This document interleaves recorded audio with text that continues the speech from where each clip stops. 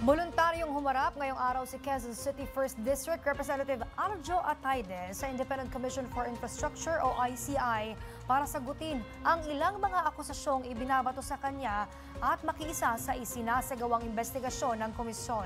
Si Simon Ong sa detalye.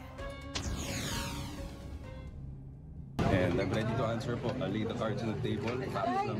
Yan ang sinabi ni Quezon City 1st District Representative at aktor na si Juan Carlos Arjo Atayde sa kanyang pagharap sa Independent Commission for Infrastructure kanina. Ayon sa kanya, ayaw niyang biguin ng publiko sa basta-bastang pag-deny, kaya naman bago humarap sa komisyon ay kanyang inihanda ang mga ebidensya para ipresenta ito. Sa kanyang press release, inihayag ni Atayde ang kanyang buong kooperasyon sa isinasagawang investigasyon. Bagamat masakit para sa kanya ang maakusahan, mas masakit aniya kung hindi haharapin ng katotohanan. Kaya naman mas pinili niyang humarap sa komisyon at makiisa sa kanilang isinasagawang investigasyon. Binigyan din ni Atayde na simulat sa pool ay walang katotohanan ang lahat ng akusasyong pilit na iniuugnay siya sa maanumalyang flood control project. Ayon sa kanya, lahat ng flood control project sa kanyang distrito ay inisyatiba at na-propose na ng DPWH bago pa man ito umabot ng Kongreso. Hindi anya siya miyembro ng BICAM para ma-alter ang national budget. At kagaya ng mga kapwa niya mambabatas, wala silang otoridad sa anumang procurement, contractor selection, project implementation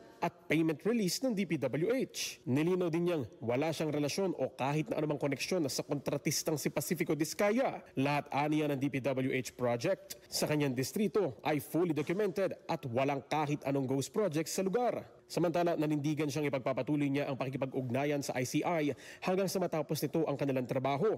Siya ay haharap ulit at hindi iiwas sa investigasyon para sa publiko, kanyang pamilya at kanyang konsensya.